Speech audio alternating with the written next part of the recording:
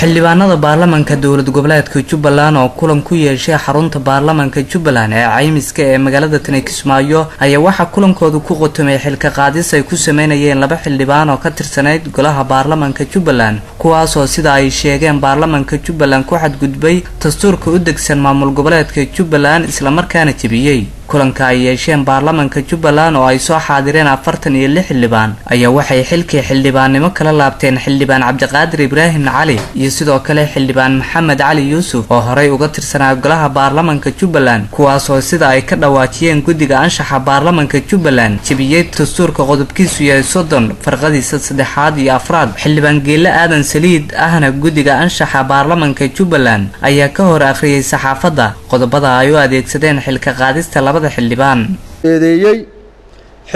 Maxamed Cali Yuusuf oo loo xil saaray inay soo baaraan talana ka keenaan go'aanna ka soo gaaraan guddiga anshaxa baarlamaanka dowlad goboleedka Jubbaland mudana gudoomiye mudanayaal waxaan halkaan idinku soo gudbinaynaa waxyaabihii nooga soo baxay baaristii aanu ku sameynay eedeymihii loo soo jeediyey xildhibaanka waxaana ka soo jeedinaynaa sidan xildhibaanku wuxuu si ku talagal ah uga xadgudbay qodobka 30aad ee dastuurka dowlad goboleedka Jubbaland farqadihiisa 3aad iyo 4aad qodobkaas oo tilmaamaya habka lagu lumin karo xilka xildhibaannimada waxaa sidoo kale xildhibaanku si ku talagal ah ugu xadgudbay qodobka 16aad ee xerhoosaadka golaha baarlamaanka oo sheegayo haddii xildhibaanku uu ka maqnaado 2 kal fadhi oo isku xiga sabab la'aan inuu luminayo xilkiisa ayaa waxaa noo caddaatay in xildhibaanku 2dii kal fadhi ee u dambeysay ee la soo dhaafay uu ka soo xaadiray muddo 5 maalmood ah oo teelteel ah mudana gudoomiye mudanayaal waxaa sidoo kale baaris ku sameynay jamhuuriyadda federaalka ee Soomaaliya qodobka 59aad farqadiisa ba oo dhahaysa xilgudasho la'aan joogto ah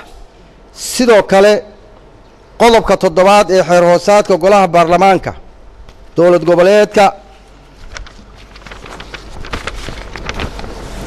dowlad goboleedka Jubbaland farqadiisa 5aad ee sheegaysa sababaha lumin kara xubinimada golaha shacabka ee dowlad goboleedka Jubbaland oo dhahaysa inuu ku xadgudbay diinta islaamka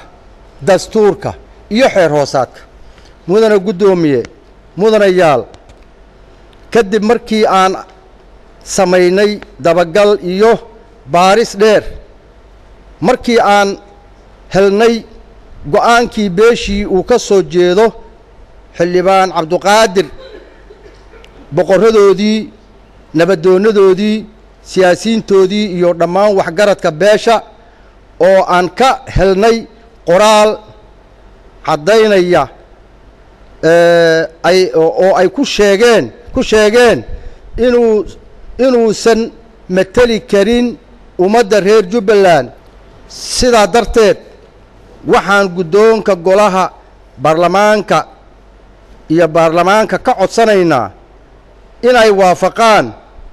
go'aanka guddiga anshaxa oo xilka ka qaaday